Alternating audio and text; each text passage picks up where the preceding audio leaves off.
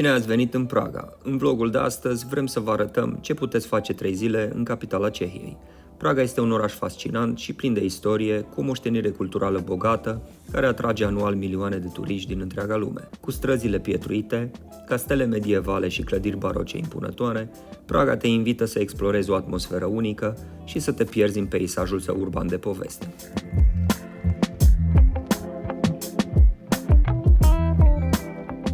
Dacă vă plac filmulețele noastre, nu uitați să vă abonați la canalul nostru, este gratis, iar pe noi ne ajută foarte mult. Prima oprire a zilei, Dancing House. Dancing House este una dintre cele mai neobișnuite clădiri din lume, iar dacă te uiți cu atenție la ea, ai putea să vezi siluetele elegante a doi dansatori care se mișcă în sincron. Clădirea a primit porecla de Ginger și Fred în onoarea legendarului cuplu de dansatori Fred Astaire și Ginger Rogers.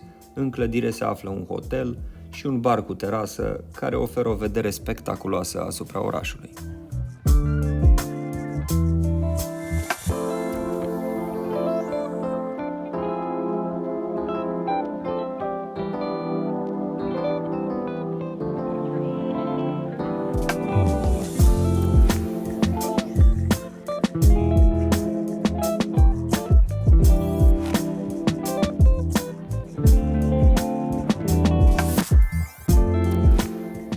După o rapidă trecere peste podul Carol, ne-am îndreptat către John Lennon Wall, care este un zid acoperit cu graffiti situat în apropierea podului. În timpul războiului rece, zidul a fost acoperit cu mesaje politice și opere de artă, simbolizând lupta împotriva regimurilor totalitare din întreaga lume.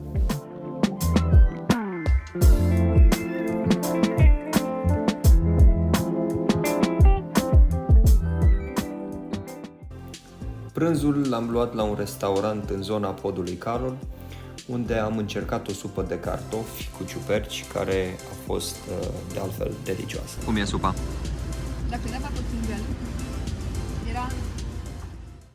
Următoarea locație pe lista noastră a fost podul Carol. Fiind una dintre atracțiile principale ale orașului, podul este de cele mai multe ori plin de turiști. Ca să evitați aglomerația, în general trebuie să veniți foarte de dimineață. Noi am hotărât să urcăm într-unul dintre turnurile podului și să-l privim de la înălțime, de unde ne-am dat și noi seama cu adevărat de cât de impunător este. Următoarea oprire, castelul din Praga. Castelul este o fortăreață istorică situată în partea de sus a colinei orașului. Este considerat unul dintre cele mai mari castele medievale din lume, cu o istorie care se întinde pe mai mult de 1000 de ani. Tot în interiorul castelului găsim una dintre cele mai impresionante catedrale gotice din Europa, și anume Catedrala Sfântul Vitus. Construcția catedralei a început în secolul al XIV-lea și a fost finalizată abia în secolul al XIX-lea.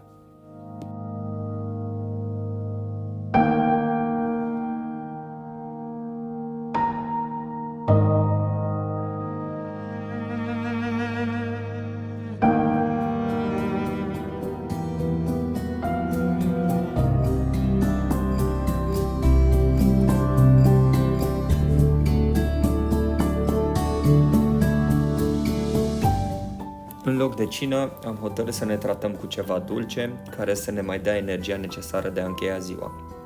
Vi recomand și vouă din toată inima. Apusul l-am urmărit din piața ceasului astrologic și apoi ușor ne-am îndreptat spre hotel.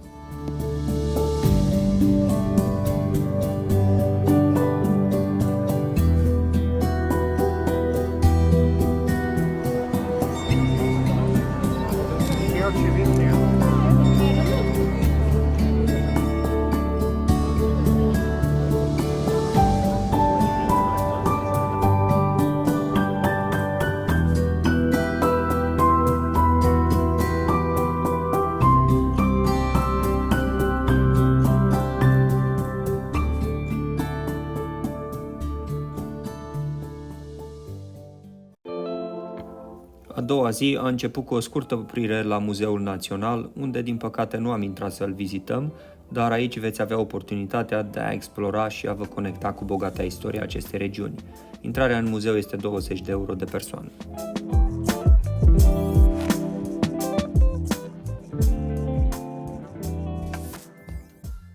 În În căutarea unui loc în care să bem cafeaua de dimineață, ne-am oprit la Cafe Academia. În principiu să căutăm terasa care se vede la intrare și care se presupune că oferă o vedere superbă asupra bulevardului. Din păcate nu ne-am descurcat în misiunea noastră, așa că am luat-o la pas spre următoarea locație.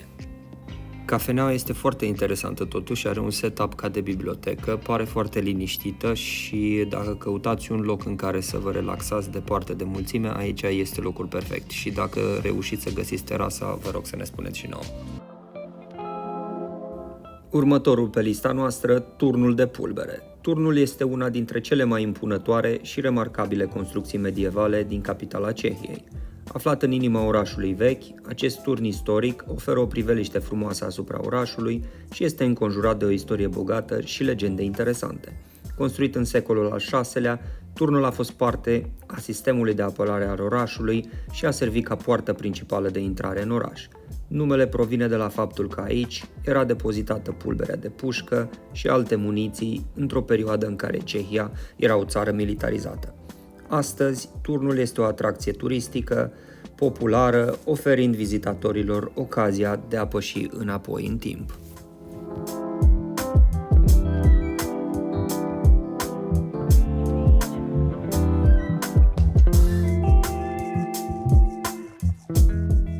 Și uite așa, am ajuns la probabil cea mai emblematică și vizitată atracție a orașului Praga, turnul ceasului astronomic. Amplasat în piața centrală a orașului vechi, acest turn gotic impresionant îmbină frumusețea arhitecturii medievale cu funcționalitatea complexă a unui ceas astronomic. Cu o istorie ce se întinde pe mai multe secole, turnul ceasului astronomic a devenit un simbol al orașului Praga și ai meșterilor ceasornicari ai vremii. Turnul se poate vizita fie urcând pe scări sau cu liftul special amenajat și care arată foarte interesant. Intrarea în turn costă 15 euro, iar odată ajuns acolo, priveliștea este una spectaculoasă.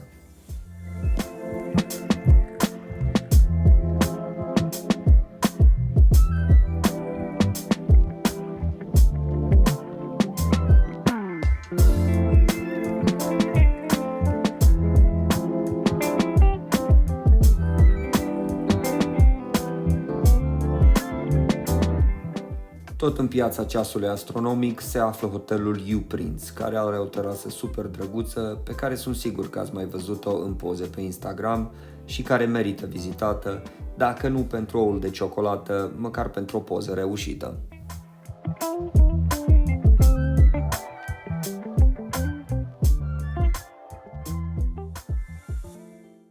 După plimbarea prin zona centrală a orașului vechi, am pornit spre grădinile Petrin.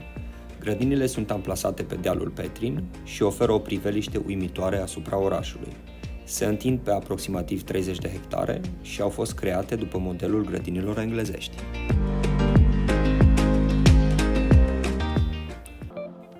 După plimbarea de pe dealul Petrin, ne-am oprit la această terasă ascunsă parcă chiar sub podul Carol. Am încercat niște cârnați locali, care au fost ok, ținând cont de foamea pe care o aveam, iar Cristinei i-a plăcut în mod special hreanul deghizat în cașcaval.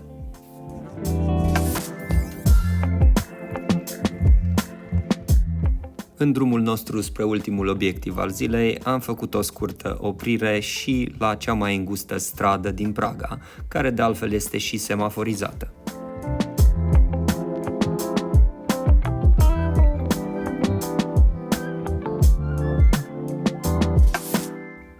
Ultima activitate a zilei, o plimbare cu barca pe Canalul Diavolului. Numele canalului provine de la o legendă locală care spune că a fost creat de diavol pentru a înșela oamenii, dar în realitate canalul a fost construit în secolul al XII-lea de cavalerii maltezi și era folosit la irigații și alimentarea morilor de apă din zonă. Canalul traversează vechiul cartier Mala Strana și insula Campa, cunoscută drept Veneția Pragăi, datorită peisajelor sale romantice și pitorești.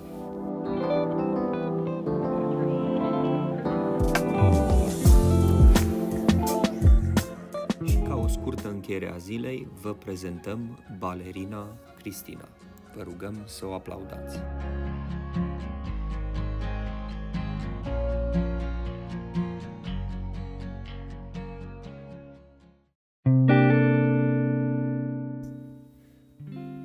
prima zi, cea de-a treia zi, ne-am plimbat prin Praga fără o direcție anume. Am luat micul dejun într-o cafenea foarte aproape de hotelul nostru, care ni s-a părut nouă foarte interesantă și care a avut mâncarea super delicioasă.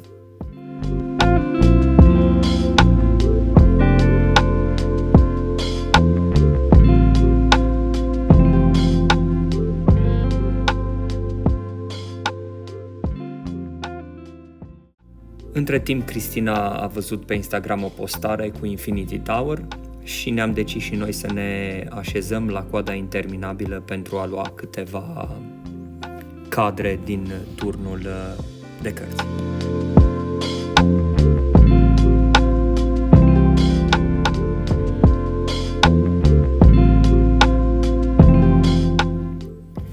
După scurta noastră incursiune la turnul de cărți, ne-am oprit puțin și la Catedrala Evreiască, care de altfel este o construcție destul de interesantă și unde costă foarte mult să intri.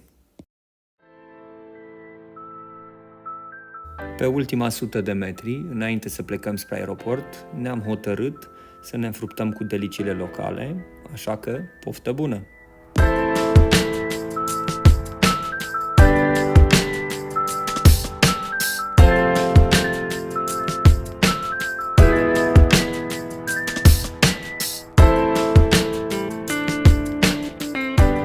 Sper să fie bine primită. Hai, sănătate!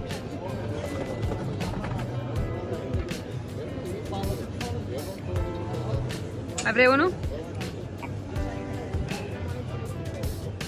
Nu.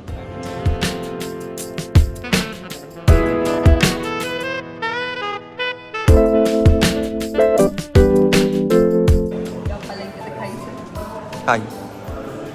Și cum e?